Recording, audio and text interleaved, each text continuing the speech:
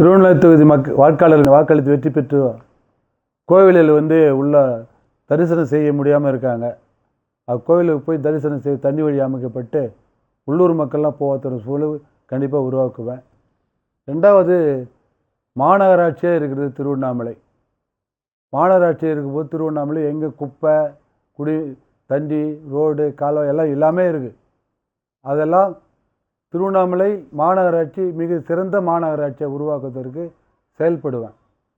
மூணாவது, கிரிவல பாதை அகலப்படுத்தி கழிப்பிட வசதியெல்லாம் செஞ்சு போகிற மக்களுக்கெல்லாம் கிரிவல பாதையில் போய் நீட்டாக போய் நீட்டாக வரணும்.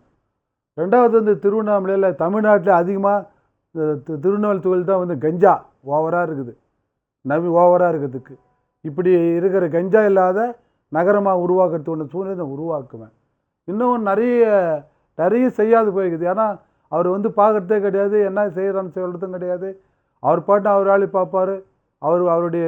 அவர் என்ன செய்யணுமோ அதை மட்டும் செஞ்சுருப்பார். இங்கே வரதே இல்லை. நான் ஒட்டுமொத்தமாக ஒவ்வொரு திருவண்ணாமலை ஜெயிச்ச உடனே ஒவ்வொரு ஏரியாவுக்கு போவேன். அந்த ஏரியாவில் என்ன பிரச்சனை இருக்குதுன்னு சொல்லுவேன். நான் ஜெயிச்ச உடனே நன்றி சொல்ல போகிறதுக்கு போவேன்.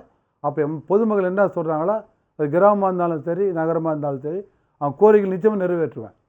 ஒரு ஃபேக்ட்ரி அமைச்சு ஒரு 5000 பேருக்கு வேலை வாய்ப்பு கொடுத்தான சூழ்நிலையை நான் உருவாக்குவேன்.